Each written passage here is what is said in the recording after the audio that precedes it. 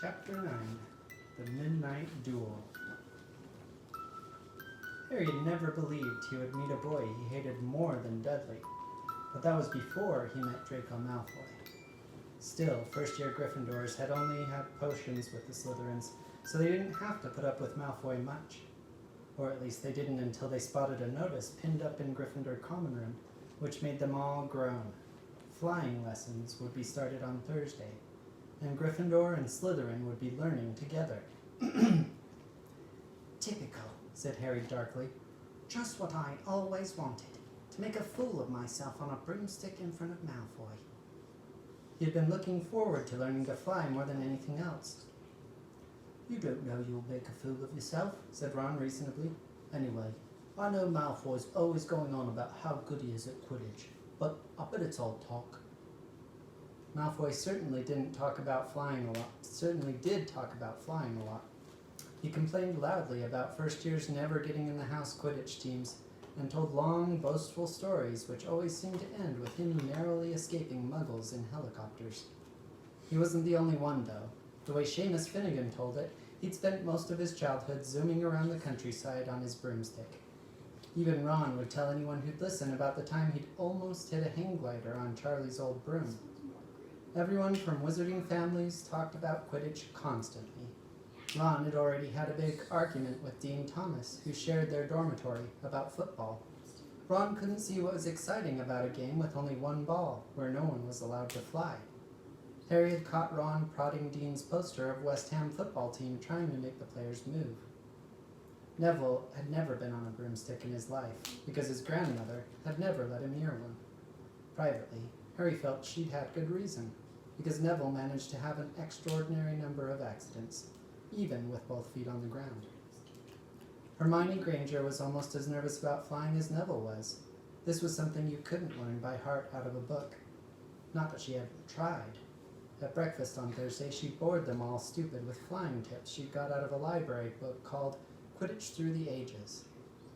Neville was hanging on to her every word, desperate for anything that might help him hang on to his broomstick later, but everyone else was very pleased when Hermione's lecture was interrupted by the arrival of the post. Harry hadn't had a single letter since Hagrid's note, something that Malfoy had been quick to notice, of course. Malfoy's eagle owl was always bringing him packages of sweets from home, which he opened gloatingly at the Slytherin table. A barn owl brought Neville a small package from his grandmother. He opened it excitedly and showed them a glass ball the size of a large marble, which seemed to be full of white smoke. It's a Remembrall, he explained. Gran knows I forget things. This tells you if there's something you've forgotten to do. Look, you hold it tight like this, and if it turns red... Oh. His face fell, because the Remembrall had suddenly glowed scarlet. You've forgotten something. Neville was trying to remember what he'd forgotten when Draco Malfoy, who was passing the Gryffindor table, snatched the Remembrall out of his hand. Harry and Ron jumped to their feet. They were half hoping for a reason to fight Malfoy, but Professor McGonagall, who could spot trouble quicker than any teacher in the school, was there in a flash. What's going on? Malfoy's got my Remembrall, Professor. Scowling, Malfoy quickly dropped the Remembrall back on the table. Just looking, he said, and he sloped away with Crabbe and Goyle behind him.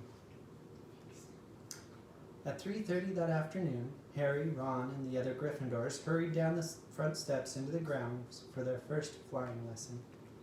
It was a clear, breezy day, and the grass rippled under their feet as they marched down the sloping lawns toward a smooth lawn on the opposite side of the grounds to the Forbidden Forest, whose trees were swaying darkly in the distance.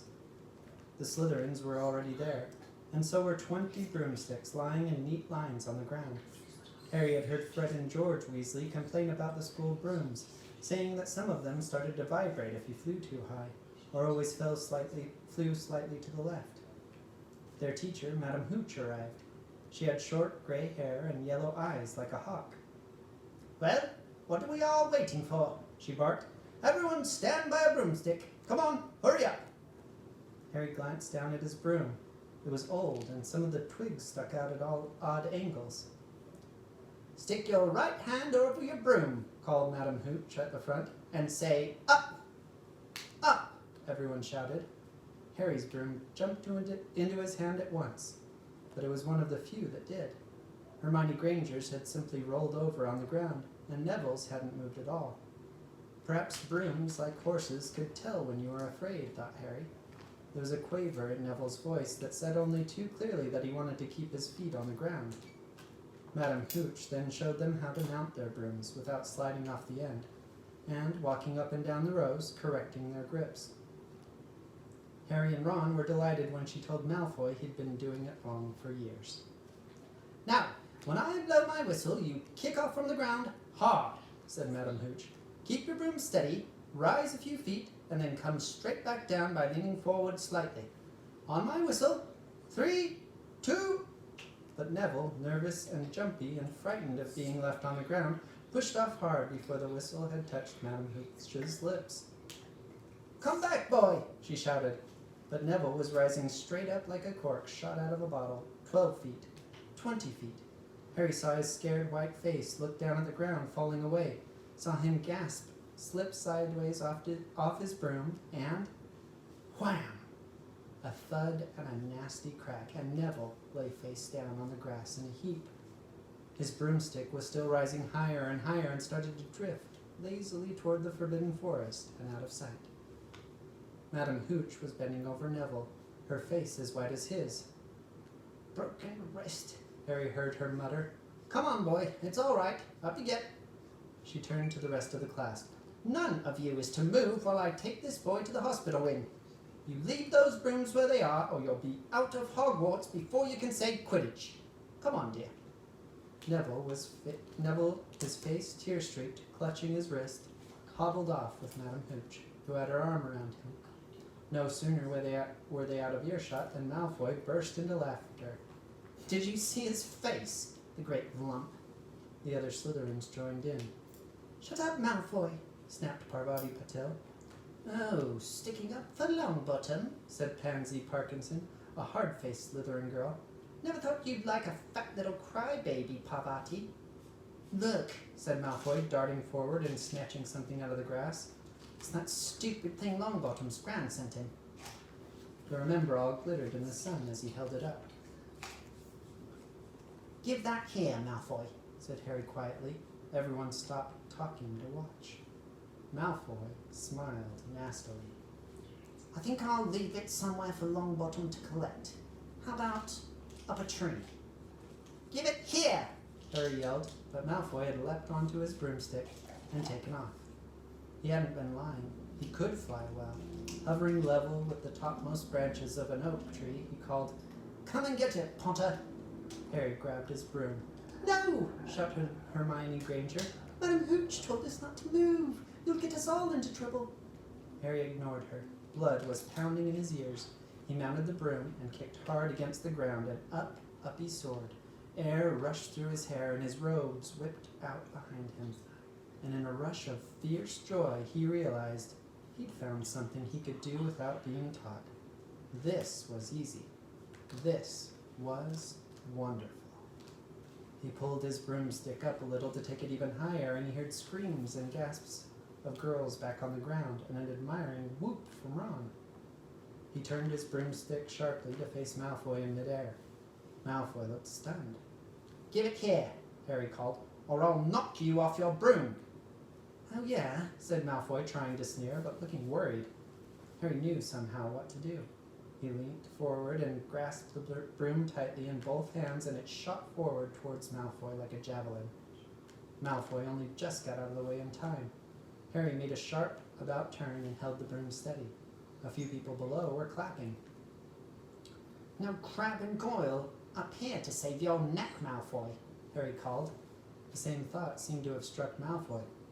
Catch it if you can, then, he shouted, and he threw the glass ball high into the air and streaked back towards the ground. Harry saw, as though in slow motion, the ball rise up in the air and then start to fall. He leaped forward and pointed his broom, handle down. Next second, he was gathering speed in a steep dive, racing the ball.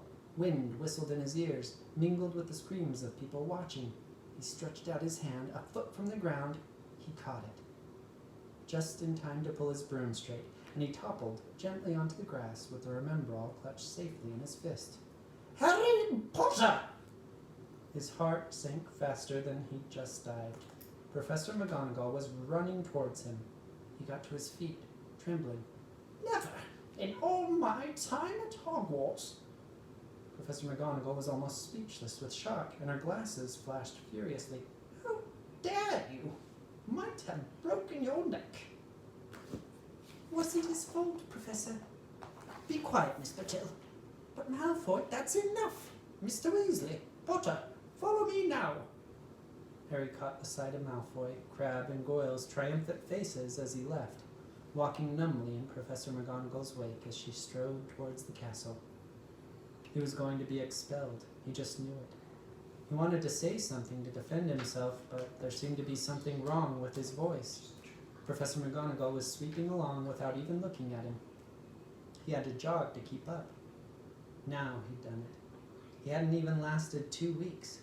He'd be packing his bags in 10 minutes. What would the Dursleys say when he turned up on the doorstep? Up the front steps, up the marble staircase inside, and still Professor McGonagall didn't say a word to him. She wrenched open the doors and marched along corridors with Harry trotting miserably behind her. Maybe she was taking him to Dumbledore. He thought of Hagrid, expelled but allowed to stay on as gamekeeper. Perhaps he could be Hagrid's assistant.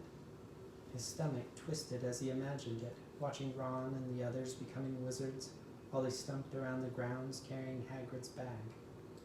Professor McGonagall stopped outside a classroom. She opened the door and poked her head inside.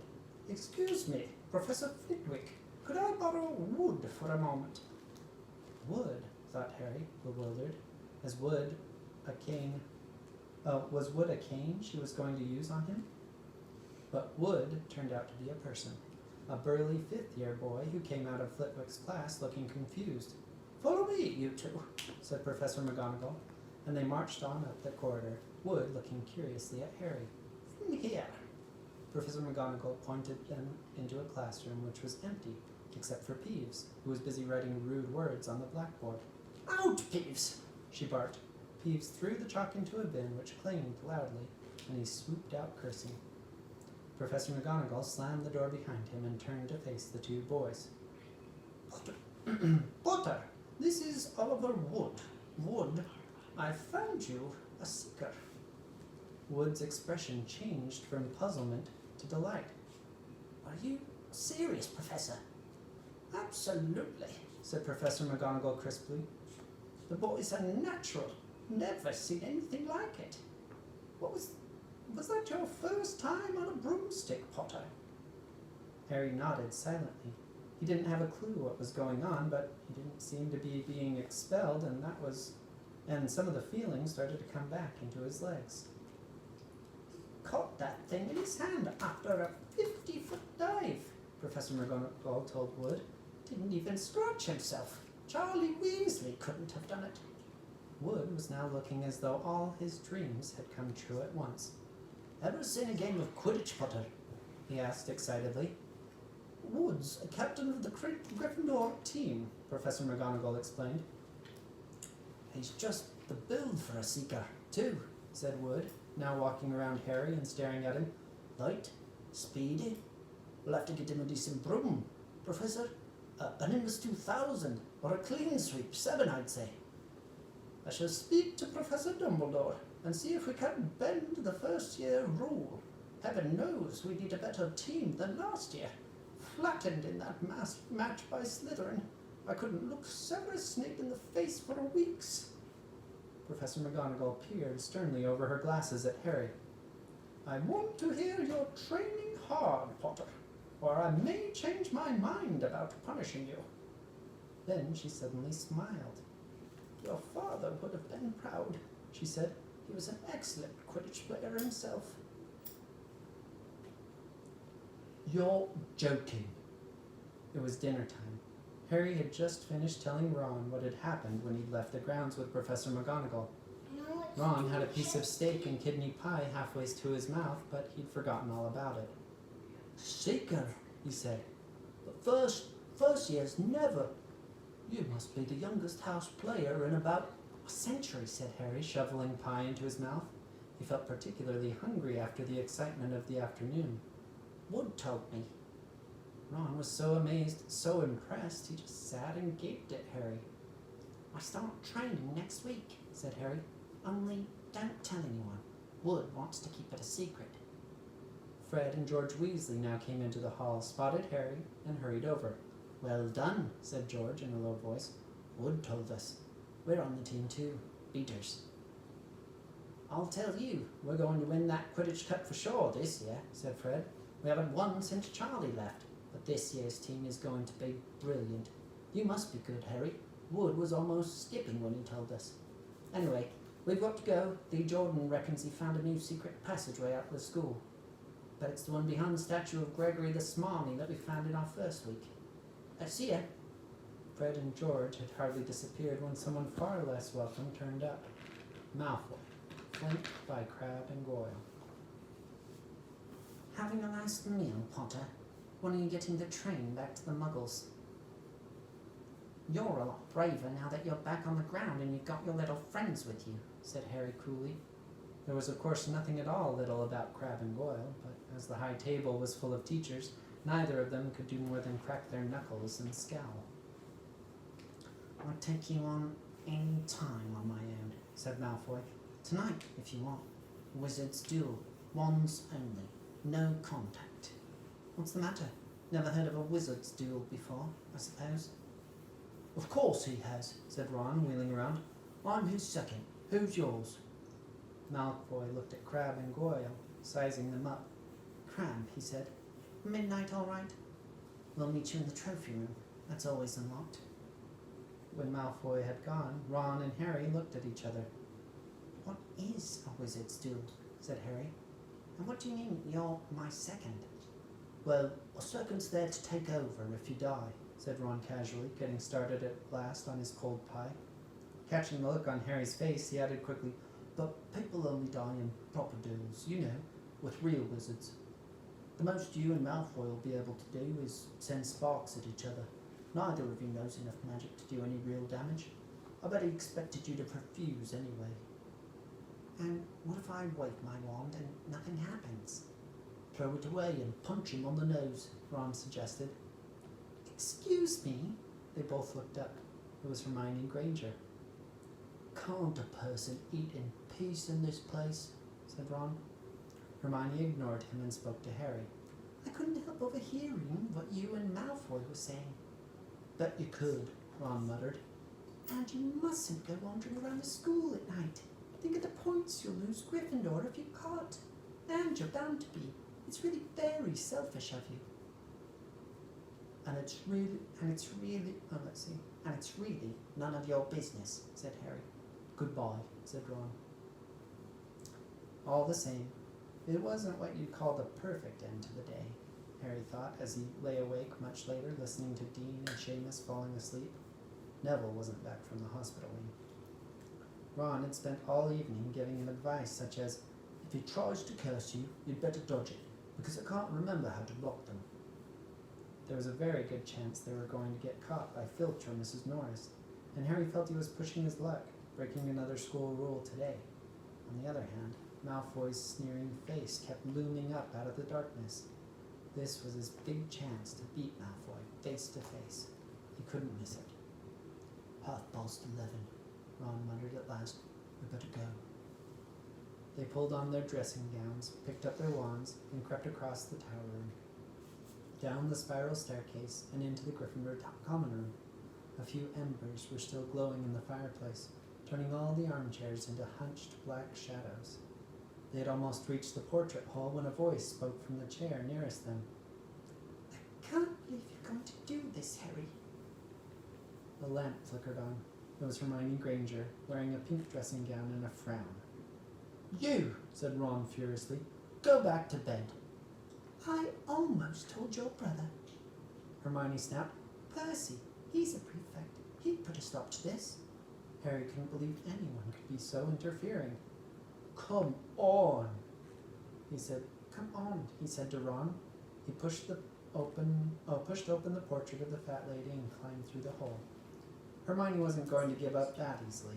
She followed Ron through the portrait hole, hissing at them like an angry goose. Don't you care about Gryffindor? Or do you only care about yourselves? I don't want Slytherin to win the House Cup, and you'll lose all the points I got from Professor McGonagall for knowing about switching spells. Go away. All right, but I warned you.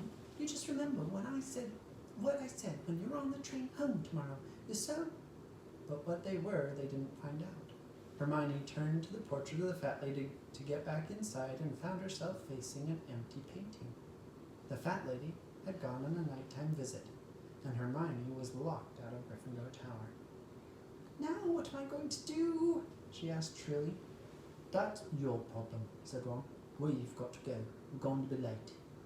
They hadn't even reached the end of the corridor when Hermione caught up with them. I'm coming with you, she said. You are not. Do you think I'm going to stand out here and wait for Filch to catch me? If he finds all three of us, I'll tell him the truth. That I was trying to stop you, and you can back me up. You've got some nerve, said Ron loudly. Shut up, both of you, said Harry sharply. I heard something. It was a sort of snuffling. Mrs. Norris? Breathed Ron, squinting through the dark. It wasn't Mrs. Norris. It was Neville. He was curled up on the floor, fast asleep, but jerked suddenly awake as they crept near. Thank goodness, you found me. I've been out here for hours. I couldn't remember the new password to get into bed. Keep your voice down, Neville. The password's pig snout, but it won't help you now. The fat lady's gone off somewhere.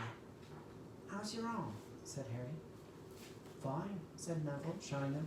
Madame Pomfrey mended it in about a minute. Good. Well, look, Neville, we've got to be somewhere. We'll see you later. Don't leave me, said Neville, scrambling to his feet. I don't want to stay here alone, and the bloody Baron's been past twice already. Ron looked at his watch and glared furiously at Hermione and Neville. If either of you get us caught, I'll never rest until I've learnt that curse of the bogies Quirrell's told us about and used it on you. Hermione opened her mouth, perhaps to tell Ron how to use the curse of the bogies, but Harry hissed at her to be quiet and beckoned them all forward. They flitted along the corridors, striped with bars of moonlight from the high windows. At every turn, Harry expected to run into Filch or Mrs. Norris, but they were lucky. They sped up a staircase to the third floor and tiptoed towards the trophy room. Malfoy and Crabbe weren't there yet. The crystal trophy cases glimmered where moonlight caught them. Cups, shields, plates, and statues winked silver and gold in the darkness. They edged along the walls, keeping their eyes on the doors at either end of the room. Harry took out his wand in case Malfoy leapt in and started at once. The minutes crept by. He's late. Maybe he's chickened out, Ron whispered. Then a noise in the next room made them jump. Harry had only just raised his wand when he heard someone speak. It wasn't Malfoy. Sniff around, my sweet. They may be lurking in a corner. It was Filch, speaking to Mrs. Norris. Horror-struck, Harry waved madly at the other three to follow him as quietly as possible. They scurried silently towards the door, away from Filch's voice. Neville's robes had barely whipped around the corner when they heard Filch enter the trophy room. They're in here somewhere, They heard him mutter. Probably hiding. This way, Harry mouthed to the others, and petrified, they began to creep down a long gallery full of suits of armor. They could hear Filch getting nearer. Neville suddenly let out a frightened squeak and broke into a run. He tripped, grabbed Ron around the waist, and the pair of them toppled right into a suit of armor. The clanging and crashing were enough to wake the whole castle.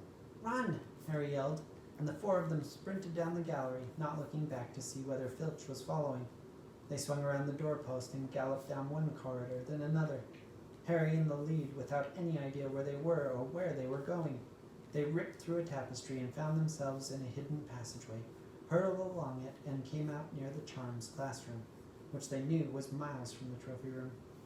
"I think we've lost him," Harry panted, leaning against the cold wall and wiping his forehead.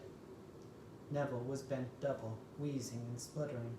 "I told you, Hermione gasped, clutching at the stitch in her chest. I told you. We've got to get back to Gryffindor Tower, said Ron, quickly as possible. Malfoy tricked you, Hermione said to Harry. You realise that, don't you? He was never going to meet you. Filch knew someone was going to be in the trophy room. Malfoy must have tipped him off. Harry thought she was probably right, but he wasn't going to tell her that. Let's go. It wasn't going to be that simple. They hadn't gone more than a dozen paces when a doorknob rattled and something came shooting out of a classroom in front of them. It was Peeves. He caught sight of them and gave a squeal of delight. Shut up, Peeves. Please, you'll get us thrown out. Peeves cackled. Wandering around in midnight, it'll first is tut, tut, tut, naughty, naughty, you'll get caughty. Not if you don't give us away. Peeves, please. Should tell Filch I should, said Peeves in a saintly voice, but his eyes glittered wickedly. It's for your own good, you know. Get out of the way, snapped Ron, taking a swipe at Peeves. This was a big mistake. Students out of bed! Peeves bellowed. Students out of bed down the Trons corridor! Ducking under Peeves, they ran for their lives, right to the end of the corridor, where they slammed into a door, and it was locked. This is it, Ron moaned as they pushed helplessly at the door. We're done for. This is the end. They could hear footsteps, Filch running as fast as he could towards Peeves' shouts. Move over, Hermione snarled.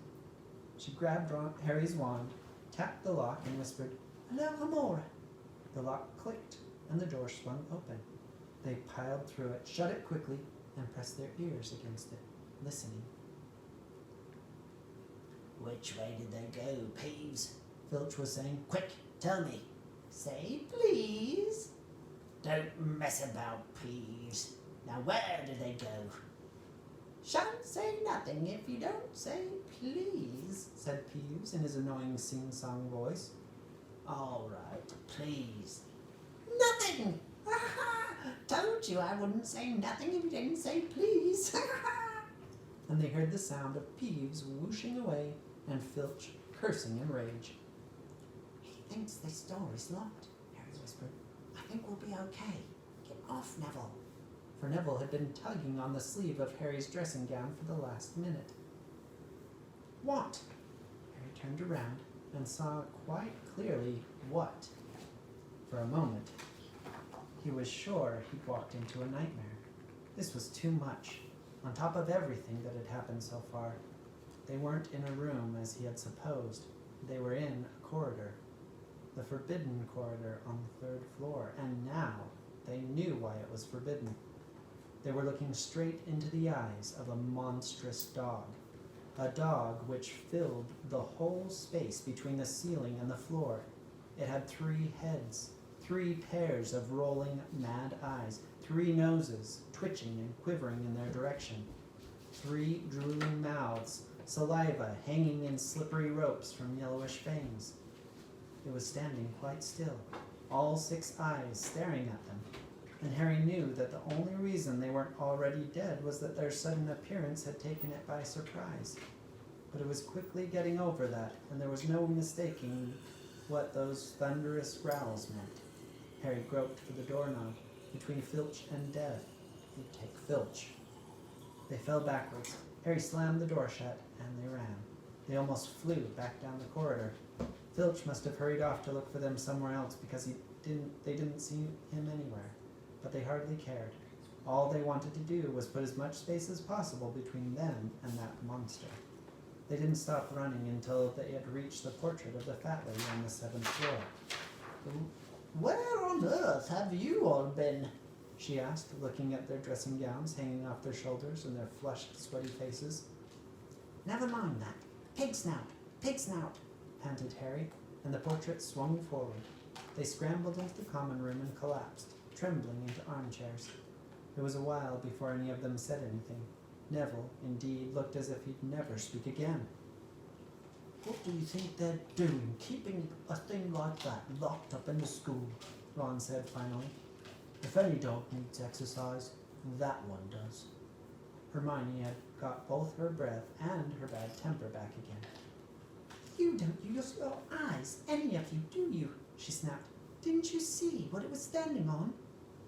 The floor? Harry suggested. I wasn't looking at its feet. I was too busy with its heads. No, not the floor. It was standing on a trapdoor. It's obviously guarding something. She stood up, glaring at them. I hope you're pleased with yourselves. We could all have been killed, or worse, expelled. Now, if you don't mind, I'm going to bed. Ron stared after her, his mouth open. No, we don't mind, he said. You'd think we dragged her along, wouldn't you? But Hermione had given Harry something else to think about as he climbed back into bed. The dog was guarding something. What had Hagrid said? Gringotts was the safest place in the world for something you wanted to hide, except perhaps Hogwarts. It looked as though Harry had found out where the grubby little package from Vault 713 was. Next is Chapter 10, Halloween.